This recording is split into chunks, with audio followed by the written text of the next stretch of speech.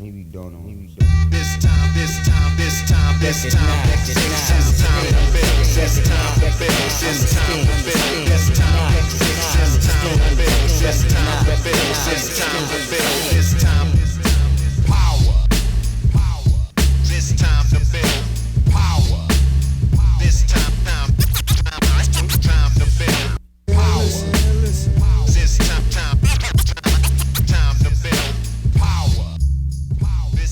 What's up, everybody? I'm your host, Chris Hampton. Welcome to the Power Company Podcast, brought to you by PowerCompanyClimbing.com. It is mid-September.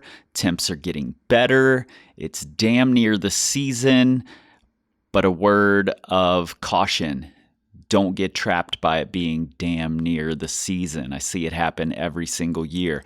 Depending on where you are, damn near the season might still mean that it's a couple months away. Red River Gorge used to be good in the beginning of October. Now it's more like end of November. So know your local area. I am going to be heading very soon to Joe's Valley for the Joe's Valley Bouldering Festival.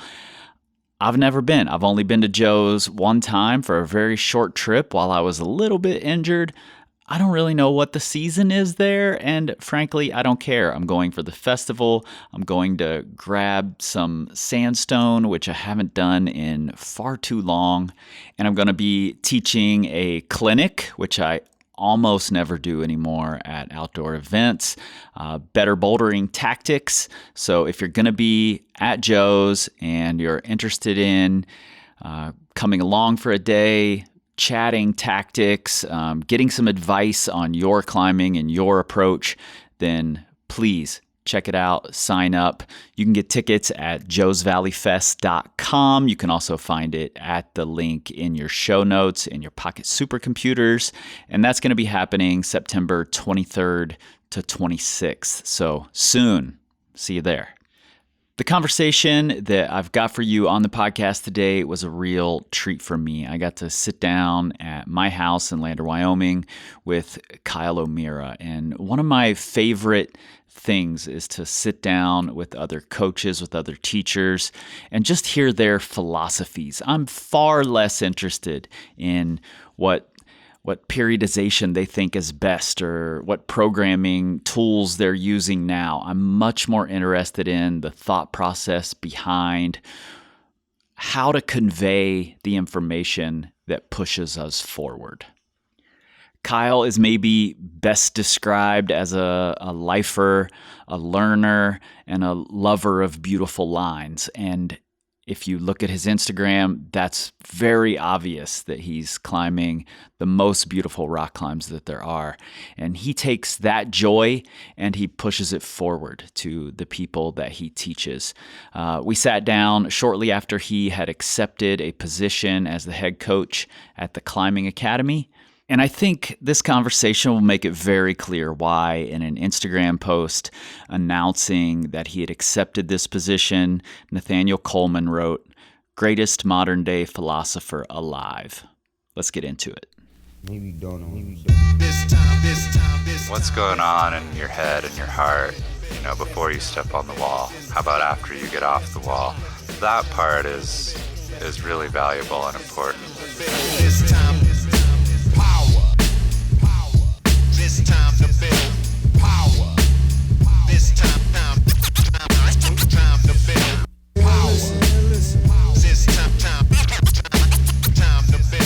power. It's a funny concept. I think about that a lot. I wanted to just kind of start this thing out reading some of your words. Is that okay? Yeah, great. And I'm curious your reaction. This is kind of where I want to start. I want to hear your reaction to your own words here. I love the way we each find our own path in this sport. Some of us crave higher performance and chase the next level forever. Others seek an adventure where discovery and creativity are the primary focus. Most fall somewhere in the middle. We can all go further and bigger, no matter what end goal inspires our personal pursuit. And if we're enjoying the process, appreciating the journey, and smiling lots along the way, then that probably counts as winning. Wow, well said. Well said. Very much so. Yeah. Do man. you think, did you have that feeling the whole time you've been a climber? That this is a gift, that we're all winning no matter where we are in the sport? Or did it evolve to this? A little bit of both. I think I feel really lucky to have found climbing and felt that way right off the bat, that it was something that was pure joy for me, and I didn't latch on to needing to be better early on as a climber. It kind of did feel just like a gift to be outside, to have this thing that felt so intriguing to me. Yeah. And so I do think I've had that foundation since the beginning, but I've learned to understand it a lot better throughout my long time as a climber now, if that makes sense. Yeah, totally. You just celebrated 19 years, is that right? 19 years, yeah. Next in year's June. the 20th. We're going to have to throw a party. I know, something like that. I didn't really think about it. And I was kind of like, as the years pass, I'm like, oh man, I've been climbing for 18 years. Oh, wow. And then I was talking to my good friend, Ben Crawford, the other day. We were out climbing at Wolf Point, and I was like, oh man, it's June. I think I started in June, and I was like doing the math and thought, oh, I did just pass my 19-year climbversary, as they say. That's funny. Somebody pointed that out to me recently as well, that I can't remember how the conversation started, but I know the date that I bought my first gym membership because I had just gotten out of jail and was like, I need a new life. Yeah. So I went and bought this gym membership for a month at a climbing gym I'd been to once. And it was April 7th, 1995. Oh, wow. And somebody was like, wow, you've been climbing more than 25 years. And I'm like, holy shit, you're right. I just hit 26. That makes no sense. That's awesome. You started climbing the day before my birthday. Really? The day before my... That's the way I remember it, is it's 3 days birthday. before my brother's birthday. Oh, nice. That's the only way I remember it. So I'll switch that to the day before Kyle's birthday. Yeah, there you go. Yeah, I don't know. Your brother's birthday might have more significance. Depends on how you look at it. Yeah, totally. I don't normally do like a how did you get started climbing, but I think that's really important to what I want to talk to you about today, like about this whole journey and imparting that journey to young people. Yeah. So give me just a quick synopsis of how you found climbing. Sure. Yeah. Or how climbing found you. Yeah, man, that's an interesting concept. Yeah, I was always gifted, I suppose, the love for the outdoors. My parents were really into just getting out hiking and riding First bikes. off, I'm going to use that as the soundbite. I was always gifted. Am I, though? I don't know if I qualify as having the genetic gift, as I call it, but we'll get to that later. I'm going to cut off the context at the end there and just say I was always gifted. Have that. Sorry. Yeah, my parents kind of showed me the way to the outdoors just by taking us camping and taking us hiking and riding bikes. And as a little kid, we lived in this lot that was I had really neat woods. I like that term, woods, on both sides of my house. And so my sister and I were always building forts in the trees. Yeah, and, same. God. Yeah, imagination was so vast then. And we had these trees that looked like ships that we called pirate ships. And I was always climbing trees and just being active. I was really excited about frogs as a kid. And that Frogs in particular became sort of a hobby of mine, that I had a huge frog collection growing up. I think crawdads were my fascination. Nice. I spent so much time in creeks turning over rocks looking for little crawdads. I used to do that too, when we were out camping with my family. So I think that love for the outdoors paved the way for me to when I did find climbing at age 19. A friend of mine took me out to a place that was pretty close to our house. He took me sport climbing, and it was, I don't know, it was just love at first feel. I climbed a little bit that day. I mean, it was really hard for me. I wasn't genetically gifted. I didn't step onto the rock and think like, wow, I'm so good at this. Yeah. And that I just really connected with the whole being outside, being in this cool place. We went climbing at a place that had a really neat view, and watching my friend Bryce climb around was just like, oh, that's so neat. Like, what a neat way to express yourself. And he looked so smooth and comfortable and confident on the rock, and I felt like completely out of my element. Yeah. Not scared per se, but not smooth. Not Right. I didn't Just feel clumsy. Yeah, Yeah. I was like battling. And I was athletic up until then. In high school, I played ball sports. I played football. I played rugby. I weighed like 20 more pounds as a 18-year-old than I do now. As you might need to play rugby. Yeah. And so climbing felt hard. I felt heavy. I felt not strong. I felt out of my element, but Different kind of strong. different kind of strong. Yeah. I could pick up some metal and set it back down, but I couldn't pull myself up the wall. Right. Yeah. Are you still in touch with Bryce? I'm not anymore, actually. Yeah. It's sad that. I think that's an interesting thing, actually. Like, these people come in and out of our lives oftentimes as like vehicles to bring something to it, you know? Yeah. And I'm not a nostalgic person, really. And I'm actively trying to release the nostalgia I do have. Mm-hmm. And I think about that. Like, these people played a really important role in my life at this time. Mm-hmm. And maybe that was just the point of it. And maybe it's okay that I've let them go. you know, or they've let me go or whatever.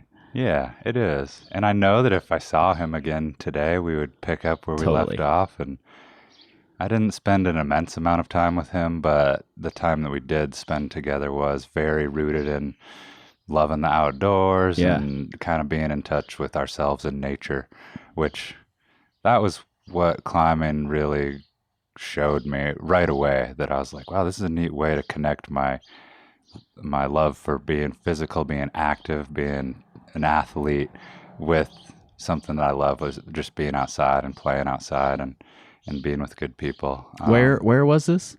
It was in North Bend, Washington. It was a place called Exit 38, kind of a vague term. Okay. I think it's interesting to, like, your first climbing experience being outside. That's definitely not the norm nowadays. No, not the norm. But in 2002, there wasn't as many climbing gyms. Right. And I did actually really appreciate that my first experience climbing was outside. And I think I recognized that right away as well, that all of my earliest climbing experiences were outdoors. Yeah. Climbing for me didn't start that way. Like, it started in a gym. I was just lucky to have this gym open up within walking distance down the railroad tracks from my little neighborhood. Nice. That is lucky. And it was just an athletic pursuit for me. That's really all it was. The gymnastics gym that I got started at when I was a kid was on those same railroad tracks. And that's how I found it. I would walk down the railroad tracks and just sit in the lobby and watch. And then I'd go steal mattresses from this mattress warehouse also on the railroad tracks. And I would try the things I saw them doing in the gymnastics gym. And then years later, I walk a little further down the railroad tracks and there's a climbing gym. Man, those railroad tracks are quite the metaphor. Led me all sorts of places. Yeah, man. Yeah. So mine was purely athletic and in a gym. So I think it's interesting that you started outside and that it was a natural, part of the natural world for you, part of the, like, it was just a gym to me, but our paths have kind of converged down the line. Yeah, now we share a lot of the same values and values. Yeah, exactly. Yeah, so that, I don't know, it's kind of fitting for just my lifetime as a climber to, very rooted in the outdoors. And even as I entered coaching climbing indoors, at first I felt kind of out of place, honestly, because yes, I'd climbed in the gyms and I felt at home in a climbing gym because this is my world, my people, my place. It wasn't a place I've really spent a ton of time. I wasn't a gym climber. Yeah. And I kind of maybe was prideful about that. And I was like, I'm a rock climber. I climb outside. I train outside. And I very quickly shifted to that in part of my climbing career. Like, I stopped going to the gym and just tried to train outside. And I'm still not a good gym climber. Yeah. I'm a much better outdoor climber than I am a gym climber. Yeah, I could maybe say the same about myself. But I have, my perspectives on that have shifted a lot Yeah, in recent years, especially. So, same. yeah. You said early on that you didn't immediately kind of attach to the getting better, the training, the improving physically, and it was more just this natural thing. When did getting better at it come into play, come into focus? So I started climbing in June, so it was summertime. I climbed outside as much as I could. Kind of continued climbing with some of my friends that I used to go to church with as a kid. That's where I met Bryce, actually. And so I climbed outside at exit 38 and exit 32, Little Sigh, which later became a really big proving ground for me as a climber. And I went to Leavenworth, I think, that summer for the first time. Or no, that's not true. That was the next summer. So once winter set in, I lived in Washington State. The winters are cold and long and wet, very wet. That's the big thing. Maybe not cold, but wet. So that winter, it must have been October or November. That's when winter starts in Washington. Yeah. I started to not be able to go outside as much, and I went to the local, which was 45 minutes away from my house, not a walk down the train tracks. Climbing gym called Vertical World in Redmond, Washington. Yep. Consequently, that was, I think, the first indoor facility in the States, at least a big commercial one. If not it was certainly one of. Yeah, I think it was opened in 1983 or 4 or something like that. And still going. And yeah, it's still going. It's has evolved some a lot. Famed alumni. Oh, it does. Yeah, big time. Yeah. A couple notable characters that you might have heard about last week or something like that. Yeah, exactly.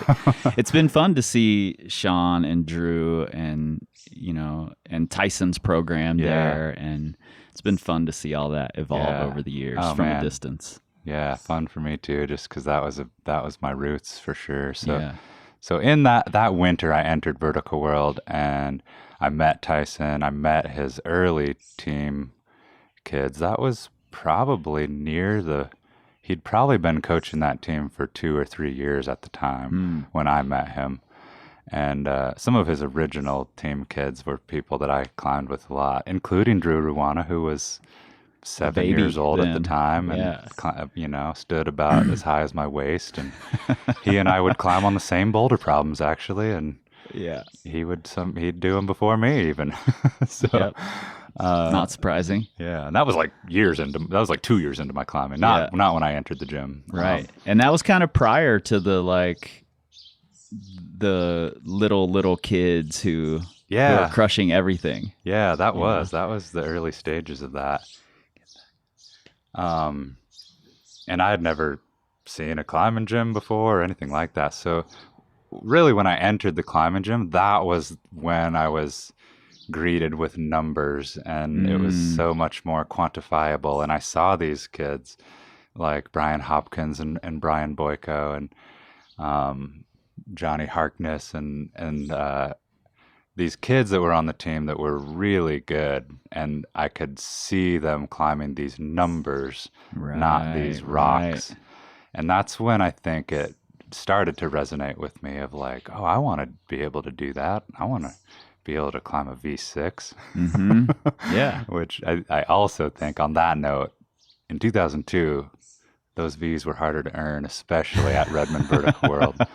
And I think Tyson was partially to blame for that. But back then, I think the route setters took pride in making people fall.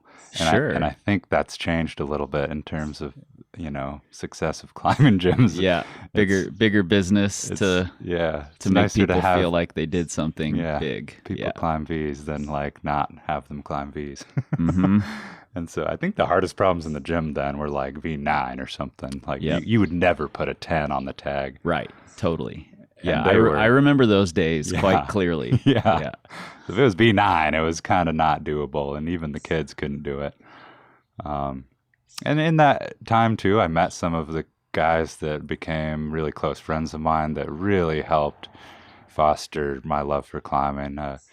One of the guys in particular. His name's Cole Allen. And if you're a Washingtonite, you know who Cole Allen is. And he, at the time, was like leagues above everyone. He was, this young kid that was a good comp climber, and he was getting a little bit older at that point, since I think he's a year younger than me, but he was 18 then, and he had these huge hands and super thick fingers, and he could still grab all the smallest holds. And watching him climb like changed my perspective on what was possible. Was Cole did he end up being a mentor figure to you, or just someone who you looked at and he did, and he ended up becoming a really close friend of mine, and someone that I climbed a lot with around the Washington areas. And he had developed a lot of the harder problems in Washington at the time. Him and another legendary character named Johnny Goycochea were really close friends. Definitely seen that name a lot. Yeah, and those guys were definitely paving the way. So that was the early stages of development of bouldering, especially in Washington. And so they were putting up the V10s and 11s and stuff that, he'd show them to me, and I was like, well, that's impossible. And, I went on to climb like all of them, but in those early days, I was like, wow, that's literally doesn't go. Yeah.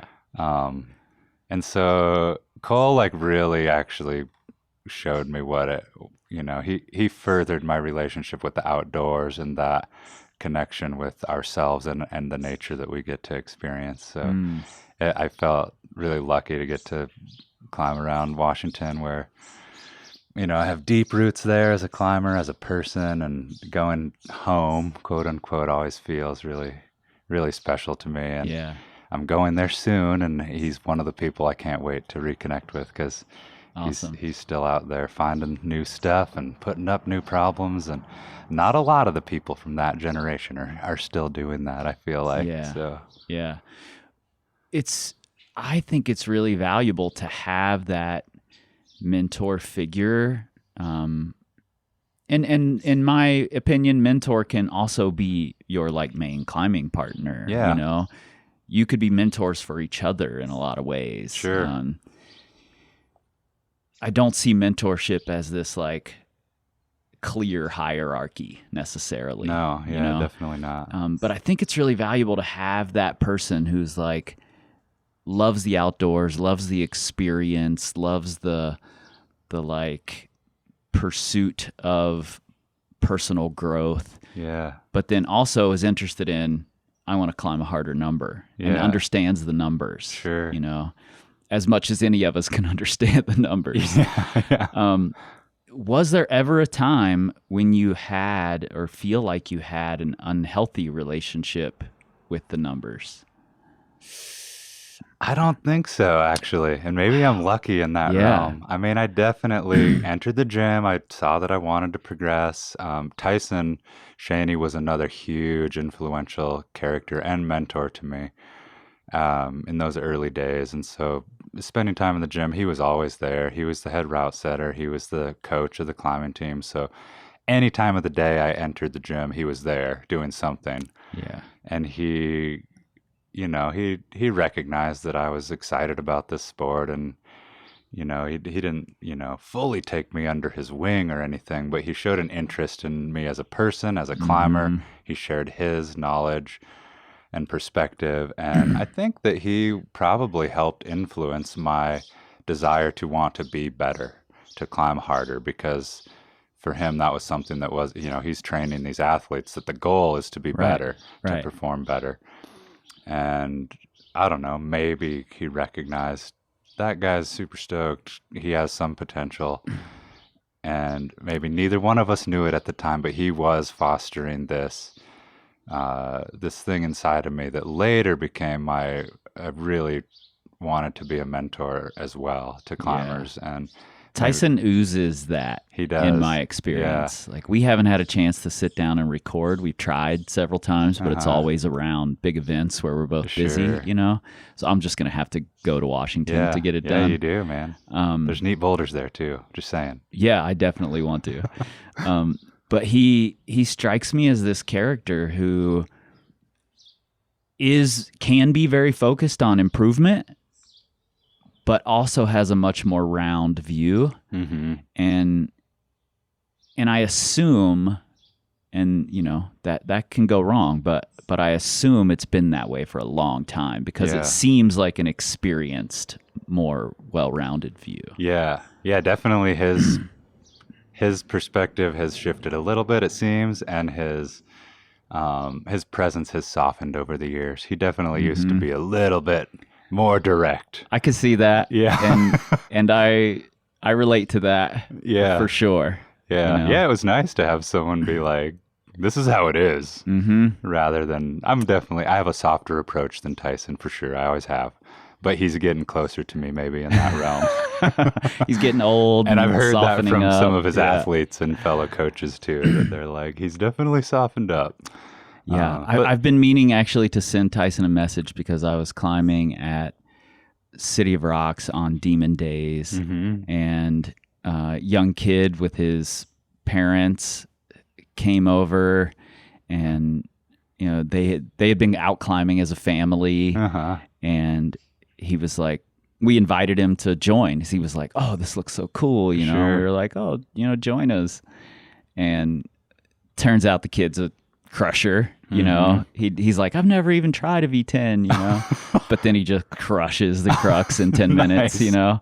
And I'm like, oh, okay, you know, where are you from? Are you a team kid, comp kid? And he's like, oh yeah, vertical world. And I'm like, oh, okay, that makes that sense. explains a lot to me. Yeah. You know? Yeah, he's a master coach and mentor. So yeah, again, I feel so lucky to have like had these guys come into my life early on in my climbing career. And yeah, it's neat to kind of circle back around and recognize that I'm a product of that, and that I've learned and grown from that, and now here I am, and I have my own place in this climbing community and stuff like that. It is an honor. I'm curious how, like, because you were more focused on the outdoors, you know, I assume you never were like super into the comp world. Is that correct? Yeah, no, I never was. I mean, I loved climbing with the team kids at Vertical World, but it was so fun and lighthearted, and you know, we would session, and then they'd go do their training, and I would just keep sessioning.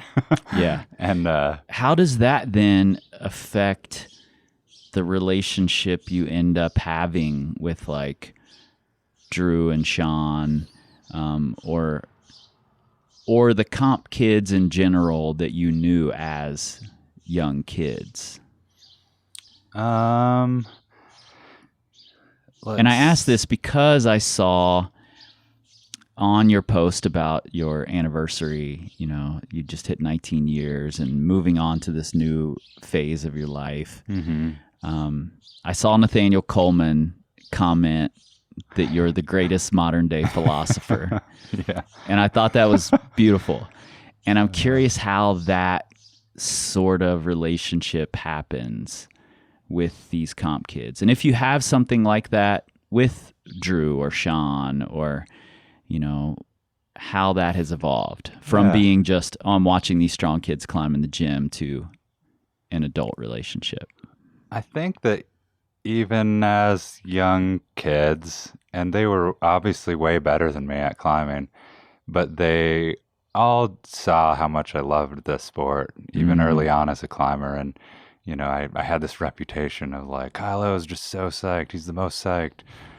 And I was like, you know, I feel like I was just having a great time with climbing all the time. And yeah, I was trying to get better, but it was always just fun and pure, and I couldn't not go climbing. And so while they were training in the gym and all the time and doing these comps, I was out in Leavenworth, like trying to find new boulders and try to put up the boulders that Cole and Johnny put up. And I would come back to the gym and share that with them. And so we were connected through rock climbing outside, even though their focus and their energy and their time was mostly put into the gym. And I recognized the competitions, and I would talk to them about it, and it was cool to me, but I didn't really latch on to that world in a way that I wasn't going to watch them compete. You know, at the local comps, like at Stone Gardens and at Vertical World, I would sometimes be there to watch as a social event. And but you know, the comp world was way different then than it is now. And it was still centered around good, clean fun. So we had some overlap, I think, between the comp world, but mostly we shared that, they were excited to hear about the outdoor adventures that I was on. And even though they didn't do it then as kids, they then came later on as older teenagers. Right. And it was neat that was when I started to notice the gap between, man, I spent 10 days on that thing, did the thing, and they'd go out for the weekend and climb like my whole life tick list that weekend. Right. And I was like, well, training definitely works. Whatever those guys are doing at the gym, and when they go to do their training time, like, that works. Yeah. And again, maybe I didn't recognize it at the time, but I was learning some about coaching, about performance, about how you do train for this sport. And I maybe didn't even fully think about that until I started to be a youth climbing coach also. And then it was neat to connect all those dots when I did and feel out of my element and feel intimidated by being in this sport that I feel like I knew a different side of it, but I didn't know that side of it. So when I walked into Momentum and was like, these kids are next level good, what am I going to share with them? Was Momentum the first place you coached? I coached at a little gym in Lake Tahoe called High Altitude Fitness. I started a team from scratch. There wasn't a youth team. What made you decide to start a youth team? Being someone who came into it for the adventure, the outdoor, what made you decide to do that? That's a good question. I sort of I was a little bit lost in my direction in life professionally. I had worked some pretty neat jobs that made me lots of money and whatever. They were fun and exciting and good for my resume, but weren't entirely fulfilling for me. And I was at this crossroads turning point, if you will, where I had quit my sales rep job. I didn't really know what to do. I knew I wanted to climb a lot. And I was in Lake Tahoe, loved being there, loved the climbing, loved the adventure. And I did know that I liked working with kids in some level. When I was a teenager, I was super privileged, had all this good stuff going for me, but I kind of messed around. I kind of didn't take life or school super seriously. And I had a couple teachers pull me aside and just have a heart-to-heart conversation with me of, hey, man, you're a talented kid. Like, don't mess this up for yourself. You can be better. Damn, it's good to have those people. It really is, yeah. And even a couple of the teachers that did that, I wasn't even really close with. I didn't even love their class per se. And it really stood out to me as kind of just made me pause, take a step back, think about what they said, and really appreciated the fact that they would take the time to do that. And I think those couple of instances really resonated with me deeply enough that I was like, what if I could change somebody's life? Because in a way, maybe those teachers changed my life, made me think like, maybe I should take this more seriously. Maybe I am more talented.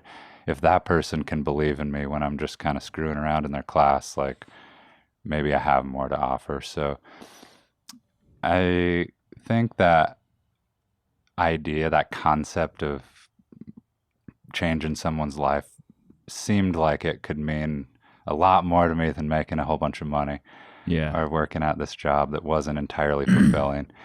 And so working at this gym in Lake Tahoe, and the owner of the gym actually was like, there's this girl that is really good at climbing. Like, I think she could win nationals, blah, blah, blah. And he was behind starting a youth team. And I was kind of like, yeah, that'd be cool. Sure. Like, I met the girl and was like, yeah, that'd be cool to coach her. And, I thought back to hanging out in the gym and watching Tyson coach the team. And it seemed like a cool idea. So I did the team thing, and right away I was like, this is it. This is the coolest thing I've ever done.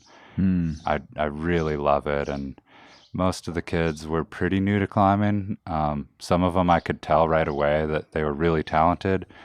Even though I'd never coached climbing officially, I had been around it enough, and it meant enough to me that I I could recognize like that kid's definitely got it.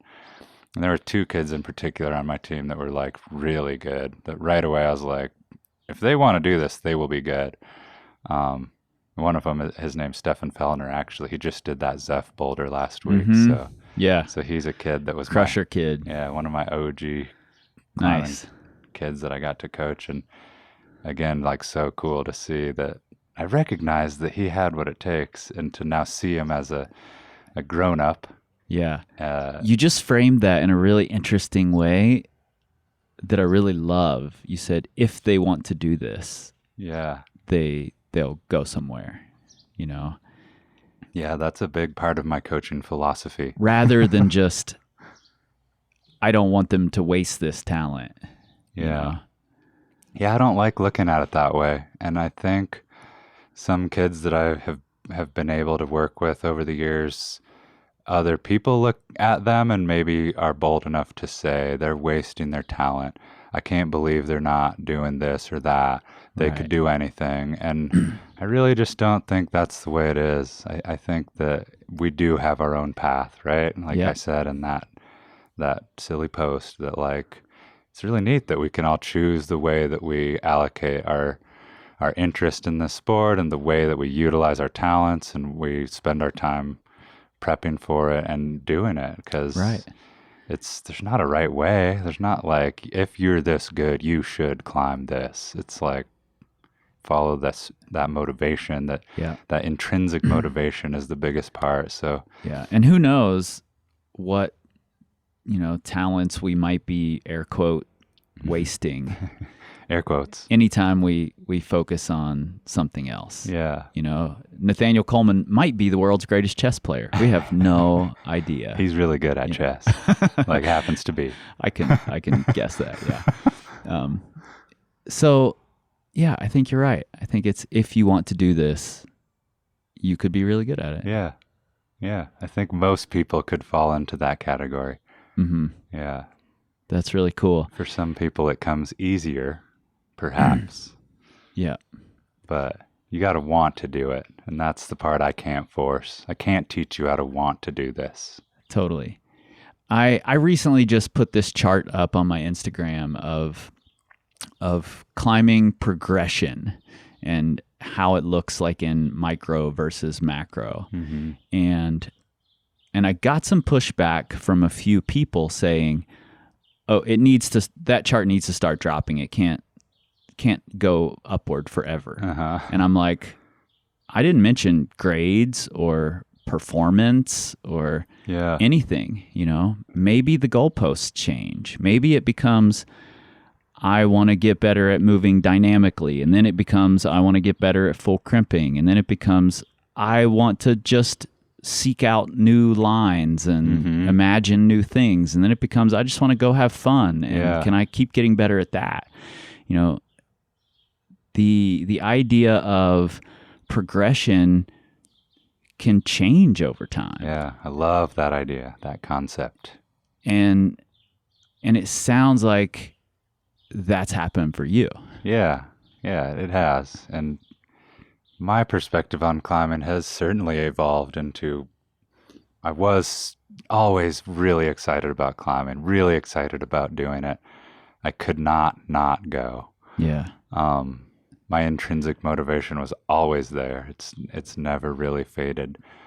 And you're still that psyched. I'm still that psyched. Yeah. It's obviously we have our ebbs and our flows, and our motivation does change, and there can be weeks or months that it doesn't feel like I'm peaking, whether that's performance-wise or motivation, whatever. But at some point when I started to coach climbing, that became maybe a bigger part of my focus and motivation as a climber, that really influenced the presence that I bring to my climbing time. So it's maybe sort of an out there hippie concept, but like, if I can be a good force or a good example when the way that I utilize my climbing time, and knowing that it goes beyond my day out at the crag, but it goes to like, how does this influence the people that I get to work with, or the kids that I have coached that might look up to me. Absolutely. That part is more important to me now than like sending the cool project or like being able to climb better or something like that. So for me, my presence as a climber is shifted a little bit into I don't know. It's just something I do love, and I want to love it, and I want that love for it to be seen and be felt by the people that are at the crag that day, the kids that I get to work with, the kids that I will get to teach this next year. And if they can learn anything from me, it hopefully will be that like, this doesn't have to be this thing you beat your head against and that you need to be better at, but something that we can love and enjoy and make a lifestyle out of and share with people that we're close to. That's awesome. That's the gift, right? Mm-hmm. Yeah. I love it. That recent post that we've talked about a little bit, and I want to eventually get to the Climbing Academy and that next step that you're taking, but I'm so interested in the responses your post got and then your responses to those people. You know, when Nathaniel said, you know, greatest modern day philosopher, your response to him was something along the lines of, you've taught me so much. Yeah. You know, and as a coach who I assume from that interaction has worked with Nathaniel in that capacity, what is it you're learning from these athletes? What are you taking away from them? Oh man, so much. Like everything, really. Just the way that they approach it, the way that they work through the challenges that they encounter as athletes, how they deal with success, how they deal with failure, how they utilize their time spent in or out of the gym.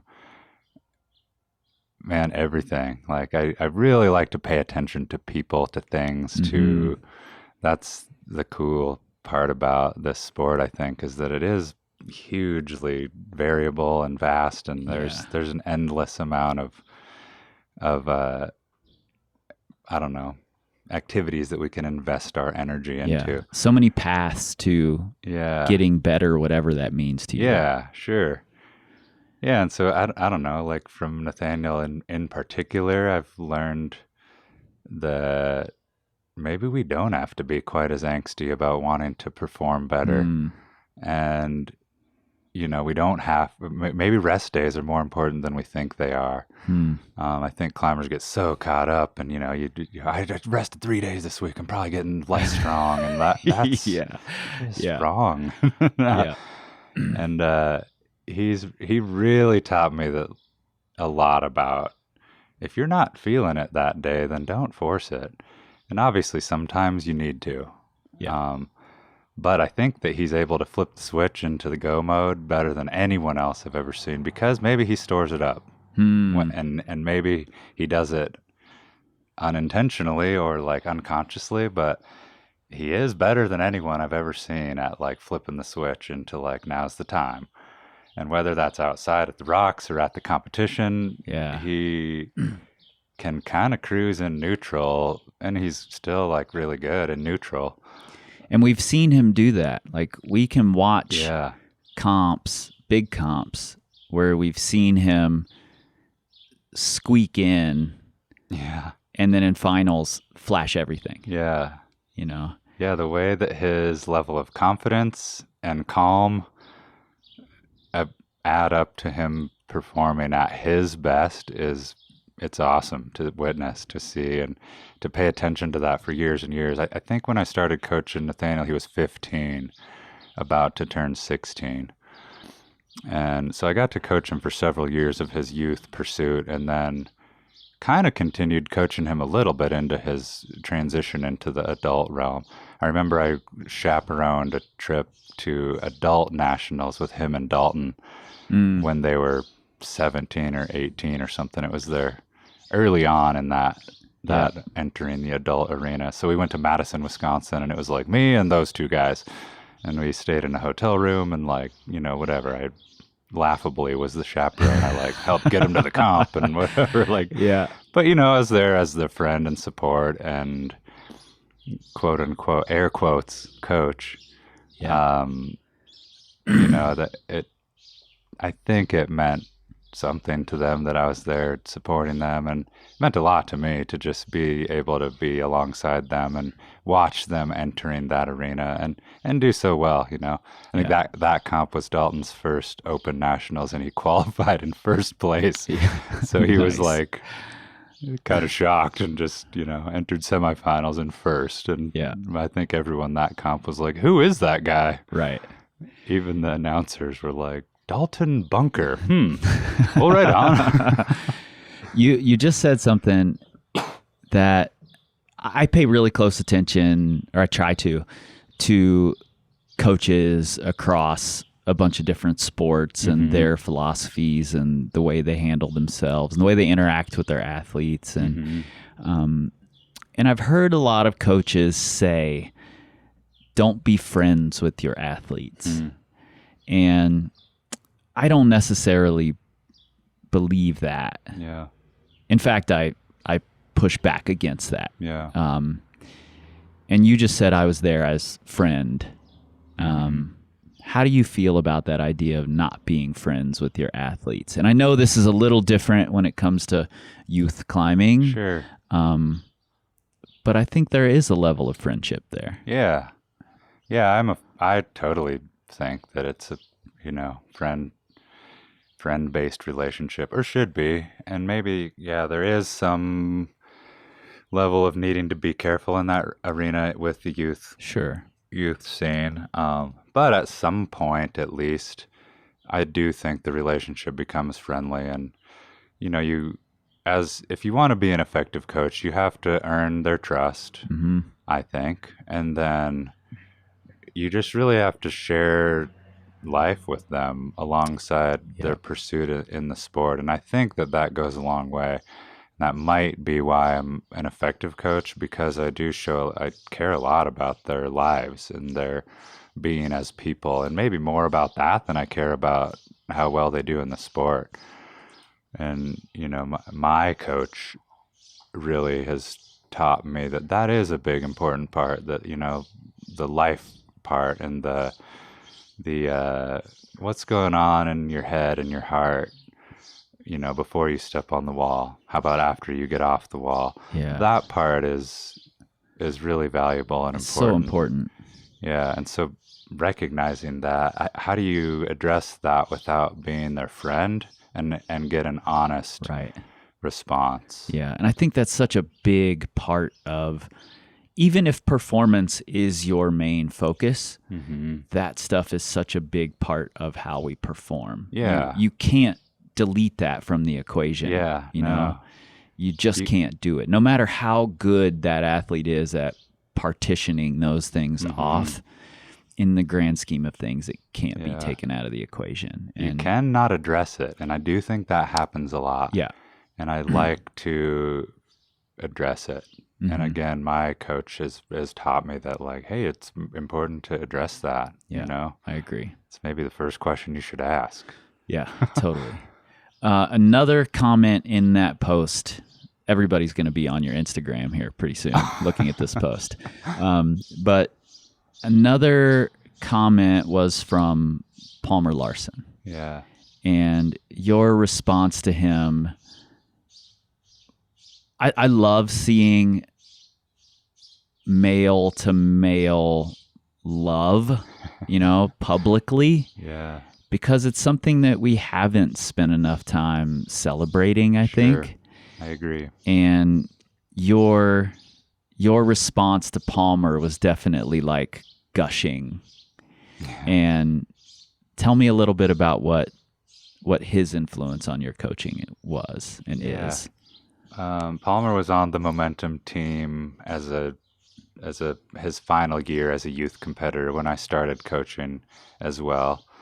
And he was about to go on a trip to France, so he was a little bit not focused on the comp thing when I joined. So I kind of got to know him at a distance that year. He would show up to practice and hang with those other boys, and he was doing his thing and training for his trip to Sayus. But then in the following year, he aged out and he started to coach the team with me. And so that's when we got a lot closer. And, you know, I wasn't directly his coach as when he was an athlete, but I definitely became a mentor and friend to him.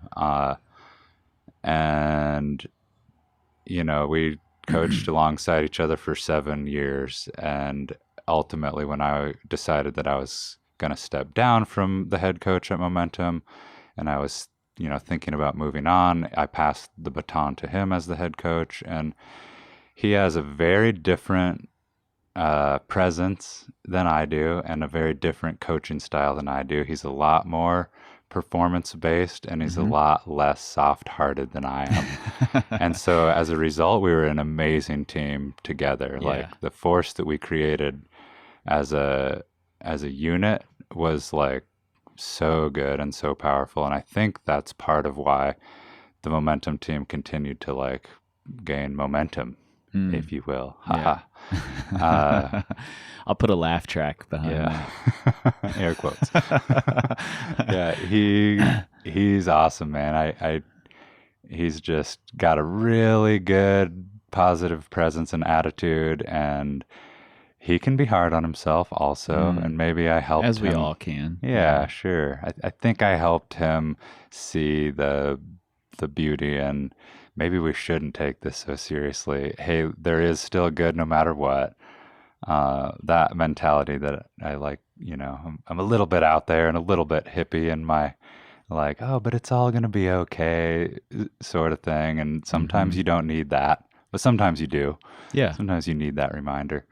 But him and I just, you know, I did feel like I was kind of showing him the way of my world of, you know, he grew up in the gym. He grew up barely climbing outside here and there, and I was the opposite. And so he was excited about and always willing to go on these adventures with me, partially because he was probably like, this is awesome. This is like something I've never done. And like, I get to go with this guy who's like kind of out there and just having a great time. And like, and we united under this. We really care about the team. This is really important to us. The kids that we get to share this sport with, that's our focus.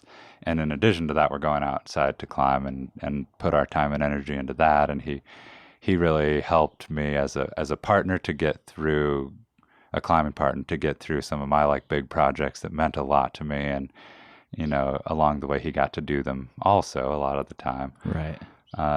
But we just really resonated with kind of having very different perspectives, but meeting in the middle with our team. So having that as our focus point, and like we had meetings every week about how do we do the team better? What should we do for practice? This is our training plans. And just in doing that, we really got to share a lot of life together and a lot of perspective stuff. And I maybe showed him some ways with just my life experience that he really latched onto. And I think that friendship relationship just felt really meaningful for both of us, because I felt like I get to share my silly perspective with him. He likes it. He's latching on, and I learned a lot from him too about maybe not taking things so personally sometimes. And Palmer has an amazing way of shrugging things off that I tend to maybe get bogged down by, and I'd always admire that he'd be like, yeah, but whatever, move on. Yeah. It's interesting. There's a time to like be really in your feelings about something, and then there's a time when you should release that. Yeah. It's great to have both perspectives available. Yeah. I maybe think too much and get too emotional, if that's a thing. Yeah. I mean, I think it can be. Yeah. Well, great. I've read through that post multiple times, the post and all the comments, just because I love seeing that, like that interaction of coach to athlete, you know, mentor, mentee, friends, whatever it is, especially when it's men giving each other their flowers. Yeah. It's so important, and it's something I've been exploring because I didn't put enough emphasis on that for a long time. Sure. So I loved seeing that there. Yeah, it's too bad we've been conditioned to think, don't do that. And Yeah. I want to break that tradition, if you will. Yeah, I 'cause- appreciated that a lot in Yeah. that post. Yeah, thanks. Talk to me about what's next for you. You've taken this job with the Climbing Academy. Tell me about that. Yeah, I've always wanted to be a teacher. I've thought about getting my teaching certificate many times over again. And originally, when I was in college, I was actually a PE major, so I was going to be a PE teacher. I was going to be an art teacher. Nice. Yeah. Yeah, look at where it's taken us. I know. Yeah, I kind of got scared partially through school and thought, what if I don't want to be a teacher? Then what? If I have a physical education major? So I switched my major to exercise science because that was a class that I enjoyed. And then I didn't use it for many years, but then coming back to coaching, I was like, that's kind of neat that I'm sort of using my major now. Yeah. At least I understand the science behind training, even though I gravitate a little bit more towards what's going on in your head and your heart. Yeah, and I think that's important, right? Yeah. Like let's at least understand the science. It doesn't Sure. have to be the main focus of it all because Yeah. it takes all directions, all aspects It to does. really understand performance. So It really does. And it's a critical part of it for Yeah. sure. So being able to understand it and having a background in that has certainly been helpful. But yeah, the Climbing Academy is something I've wanted to do for several years. It just sounds like the coolest thing. So what it is a private high school that usually travels internationally for part of the year, maybe stateside for part of the year. And is there an actual like brick and mortar building associated with it, or is it always on the road? I actually don't know if people keep asking me, where's it based? And I'm like, I actually don't know. It's somewhere in Oregon or Washington, or I love that. I think that's yeah. very cool. maybe originated in Bozeman, Montana. At least the founders Kind of the came out of school. Touch the Sky, is that right? I think so, yeah. Yeah. And so, yeah, I'd love to learn more about the history, and I haven't. It's funny, I signed my contract a month ago or something, but I don't know a lot of the inner working details Sure, yet. sure. I will. Yeah. Next year, I'll be a master. But it's a big commitment. So you're gone a lot. So if you have a husband or wife, it's hard to be a teacher at the Climbing Academy, I think, because you're gone from your partner for a big part of the year. Sure. I've wanted to do it, but never been able to because of other life circumstances, because of relationships or jobs that I wasn't ready to leave at the time. So this is the first time in my life I've had the chance of having everything line up that I could do it. And in some ways, I feel like I've been training for this job my whole life. I've been Right. a climbing coach now for years, wanted to be a teacher for years. This is a neat chance for me to teach academic courses for the first time ever, and to be the head coach of the program. So I'll really help manage the students' pursuit of climbing and how they manage their air quotes training time Right. off the rocks. And we teach classes every other day, and then we climb every other day at said destination. So next year we're slated to be in Spain for a couple quarters, and then Thailand, and then Greece. That's our proposed schedule, providing that all travel things work out. Is there an age limit? Can I just join? Yeah, you could Can be I a teacher. can I be a student? The student is grades 9 through 12, so seeing as you've climbed for 26 Damn it. years, I'm not sure if you make the cut. Yeah. Yeah, I'm pretty excited about it, man. It'll be a neat opportunity for me to learn and grow a lot as a person and a coach and a teacher and a mentor. And just, it's an extension of what I already love to do, and I know that I love to teach and just be involved in people's lives and maybe have the chance to influence someone's life in a positive way. That to me Yeah. is like the dream job.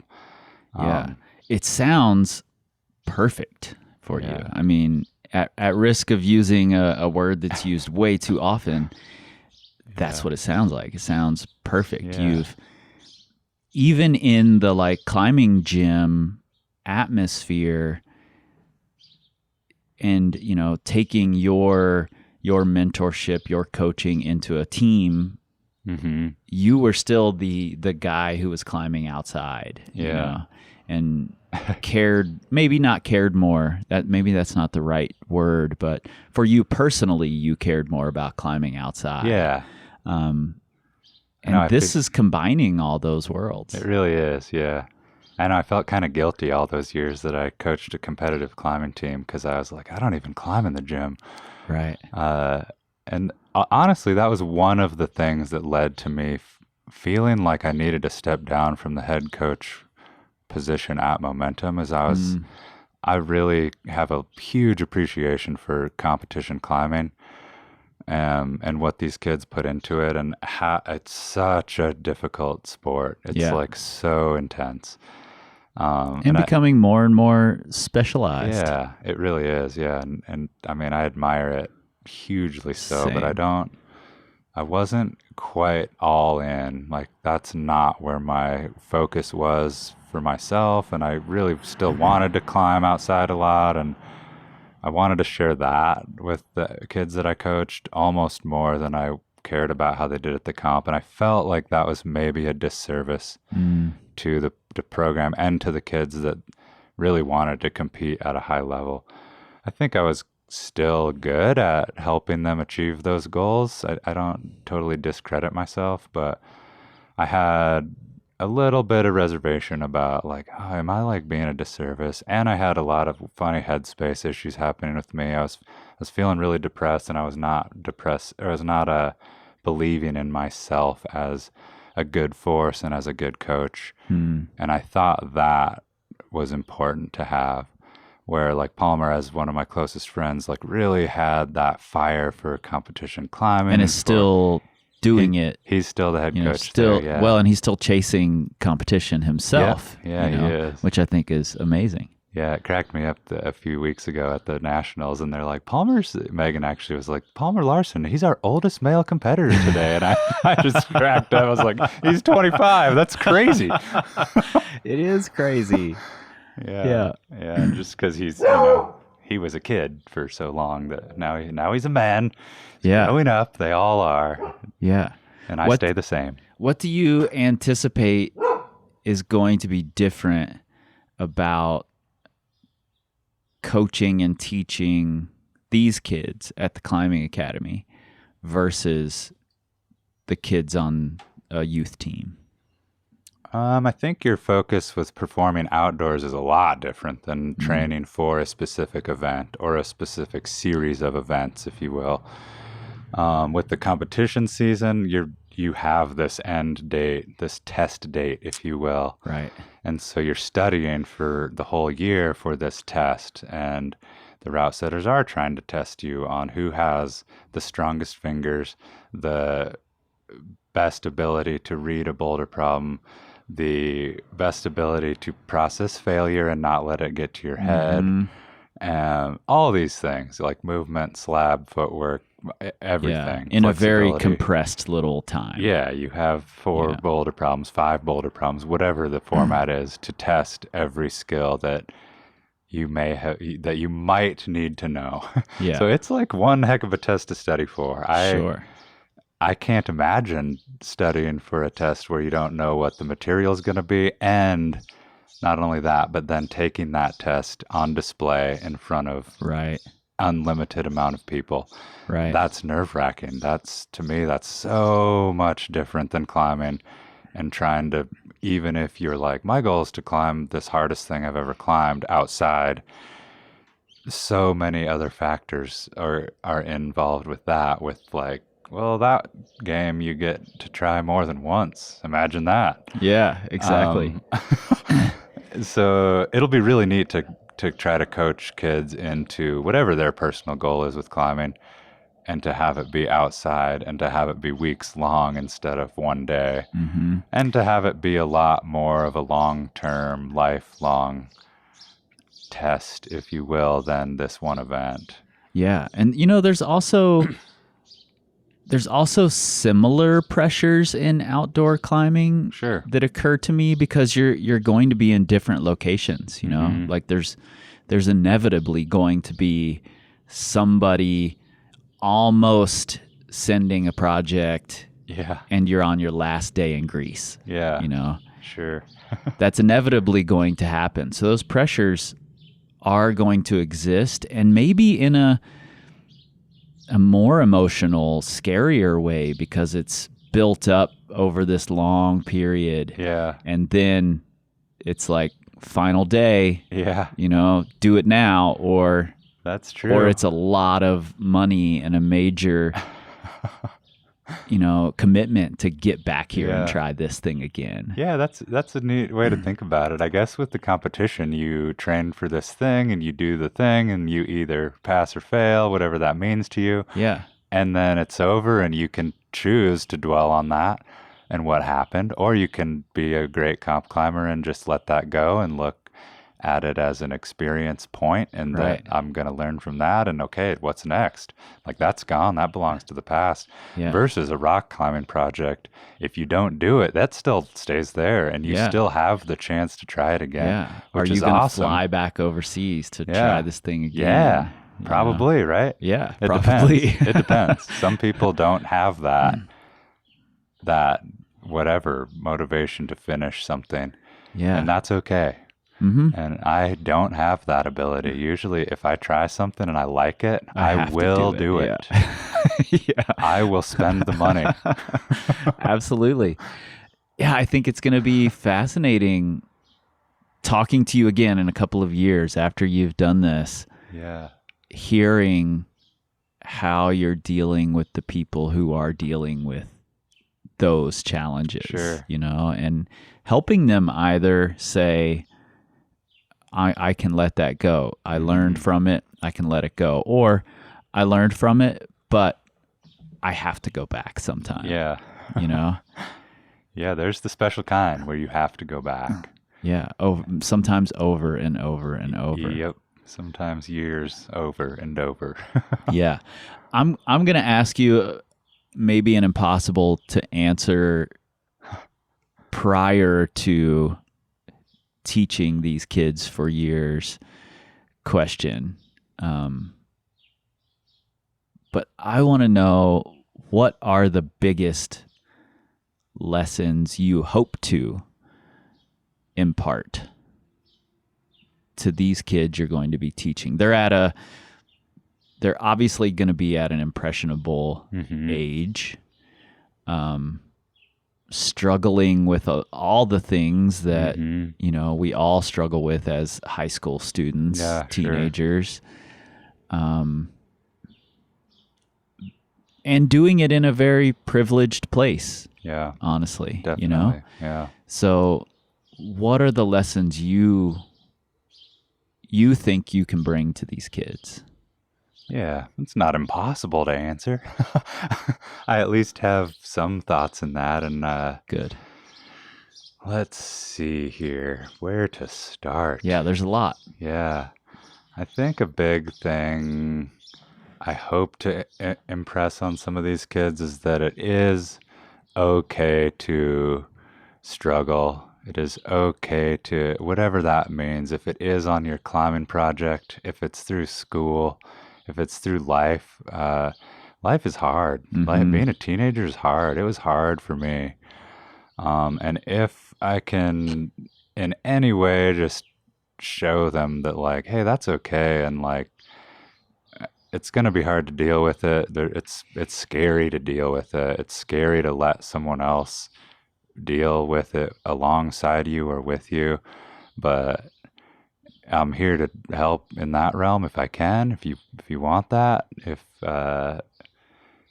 again, just, you know, it's okay to feel stuff. It's okay to whatever that is, like the good, the bad, the challenging, like that part is, it's cool to be emotional, to feel, to like be vulnerable. Like that's something that we're taught maybe to not do. And again, it's similar to the like, hey man, I love my friend who's a guy. Yeah. It doesn't mean that we're romantically involved, but like, I love all the people that I've worked with. Like, that's why I'm a good force. That's why I'm a good coach, because that's why I'm a good climber. Even though I don't perform well comparatively, I love everything about it. I love those moments with your climbing partner for the day, those conversations on the way to the crag, the hard conversations, the hard feelings, the days that don't feel awesome.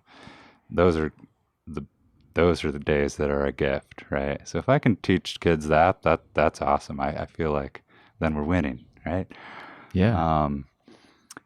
Another thing, I guess, I would hope to impart or to plant a seed for them is that this is like a lifelong pursuit, that it is a gift to climb. If I can teach them that's, we are privileged to get to go climbing, to get to travel. Like, are you kidding me? This is absurd that we get to do this. Yeah. And so I know high school kids will be thinking about other stuff and concerned with this or that and bothered by not getting their text message or their phone break, whatever. We all have these problems and cruxes in life, but big picture, can I help them see a big picture? What's that going to look like? That's a big goal of mine. And I think it's important for me to show people that, like, hey, there's not a right way to do anything. There's not an answer. Like, I don't have the answer. I don't know how to be the best climber. I don't know how to tell you how to be. And that's like a journey that we all get to just experiment with and learn from. And if you have friends or coaches or mentors that can support you along that path, then awesome, that will help. So I hope to be that force for some of these kids as well. Man, this has been fantastic. I do hope we do this again in a couple of years after you've been working with these kids. I'd love to do an update. Yeah, me too. See how it's going, see what you've learned, I'm so happy that, number one, you've had the mentors you've had who've helped you grow into this good force in the climbing community that you are.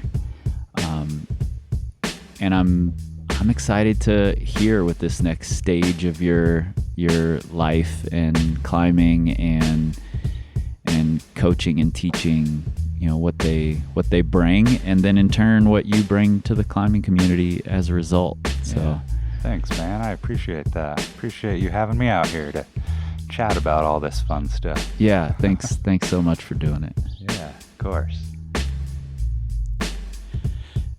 Entirely based on the last few minutes of that conversation, I debated calling this episode Intentional Mentorship, which is what it became, or Seeing the Big Picture, because I think it's so important to help the people you're mentoring find that bigger picture, whatever it means to you. And climbing is an individual thing. What drives me may not be the same thing that drives you, and that's 100% okay.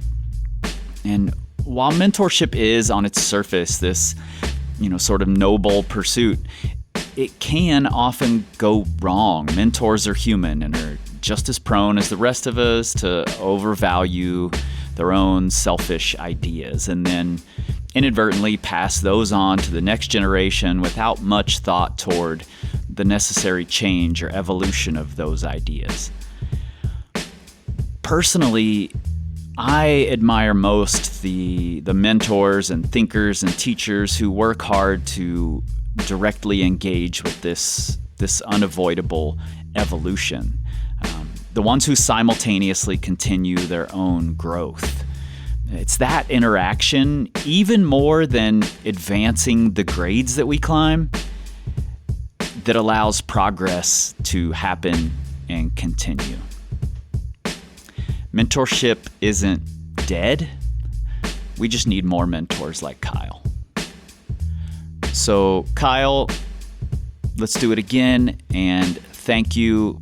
Those kids out there are lucky to have you.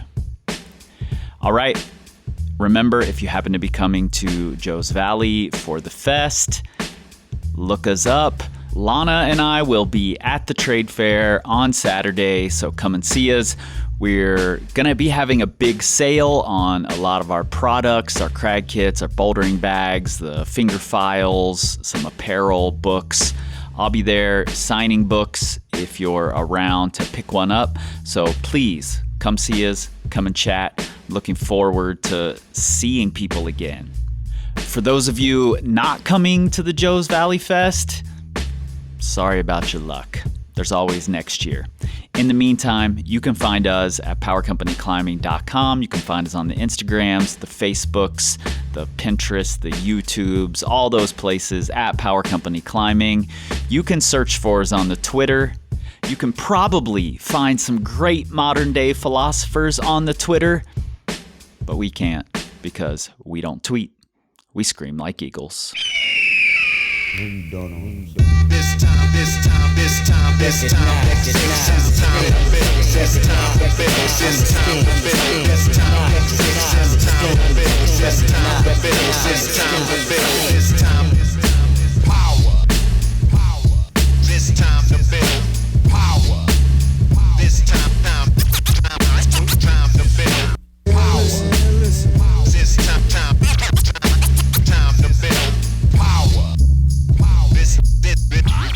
This time to build power. This time to build power.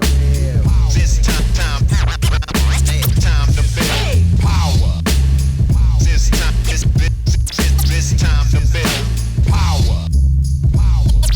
to build. This time to build.